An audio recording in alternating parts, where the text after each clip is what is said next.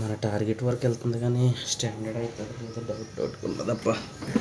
ఎప్పుడైతే మళ్ళీ S1 మనకి 23,700 ఎప్పుడు టచ్ అవుతుందో అది రివర్స్ కొట్టే అవకాశం ఉంటుంది. సో ఇప్పుడు నేను ఇప్పుడు వెయిట్ చేయాలా లేకపోతే బుక్ చేసుకొని బయటికి రావాలనే డౌట్లో కొట్టేస్తుంది తేడా. అట్లా ఉంది సిచ్యువేషన్.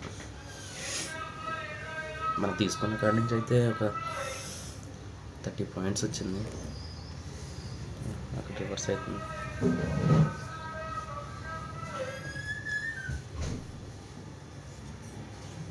సేఫ్ సైడ్ ఇక్కడ ఏమన్నా బయటికి రావడానికి స్టాప్ లాస్ పెట్టుకుంటే ఇస్ బెటర్, లేకపోతే బుక్ అయిపోయే అవకాశం అనిపిస్తుంది.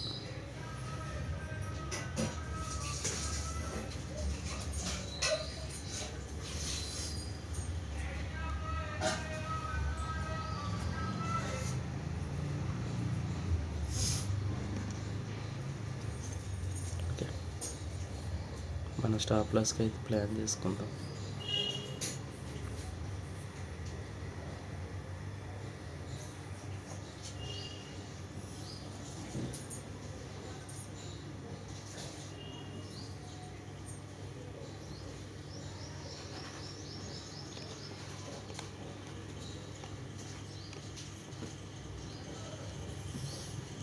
నేను ఎప్పుడూ ఒకటి అనుకుంటా, డబల్ టాప్ వేసి రివర్స్ అయ్యేదాకా వెయిట్ చేద్దామని. కానీ ఒక్కొక్కసారి ఆ క్యాండిల్ మనకి నిలబడుకుంటూనే కొట్టేస్తుంది.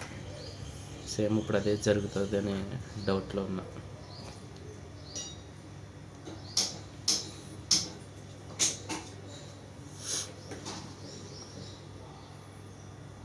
సరే, ప్రాఫిట్ బుక్ చేసుకుందాం. మనకు ఛాన్స్ ఇస్తుందా?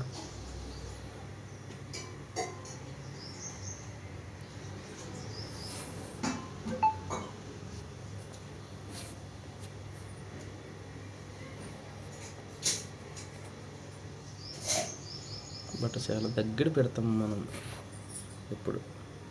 సరే, లెట్స్ సీ మనకి. ఓకే, ఈ ట్రేడ్ని ఇలా ముగించాం. నెక్స్ట్ ఏమవుతుందో చూద్దాం.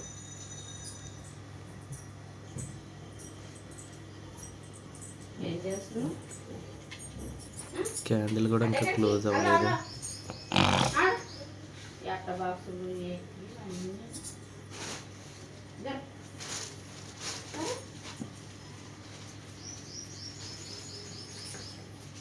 చూద్దాం ఫ్రెండ్స్, ఇప్పుడుగా నా క్యాండిల్ చెప్పమని పైకి వెళ్ళిందా మనకు ప్యాక్ అయిపోతాం.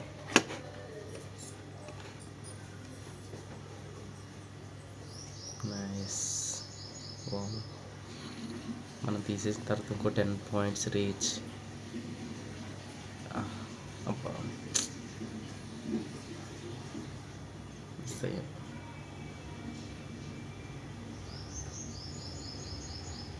ఓ వా, చూసారా 15 పాయింట్స్. మూమెంట్ ఇప్పుడు ఫాస్ట్ అప్ అవుతుంది, చూద్దాం.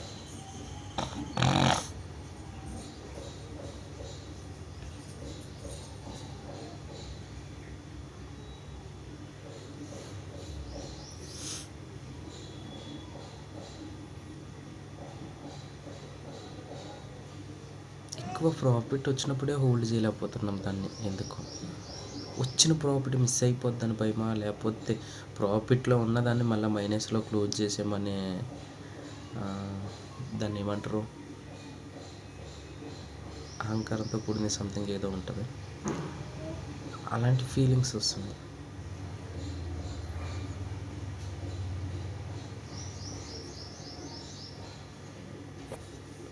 చూద్దాం. ఇప్పుడు 60 పాయింట్స్ రీచ్ అయింది. మనకి అప్ ట్రెండ్ అనుకోండి 100 పాయింట్స్కి రీచ్ అవుతుంది. మనం తీసుకున్నది ట్రెండ్కి అగెనిస్ట్ అంటే ఇక్కడి నుంచి రివర్స్ అయిపోవచ్చు. బట్ మన క్యాండిల్ క్లోజ్ అవ్వకుండా ఉండడం చాలా మిస్టేక్ అవుతుంది. క్యాండిల్ క్లోజ్ అవ్వనివ్వాల్సింది కదా.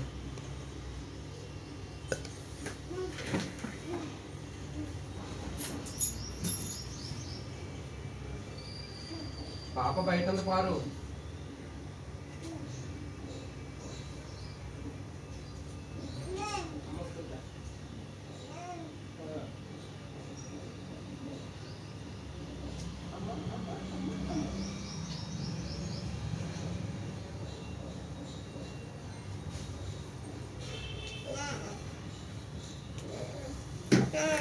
ఓ డియర్ చూసారా, ట్రేడ్ పాడు చేసుకున్నాం.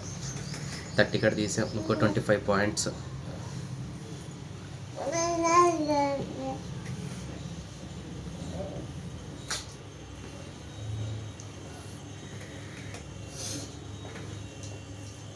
సిక్స్టీన్ టచ్ చేయొచ్చులే ఈజీగా.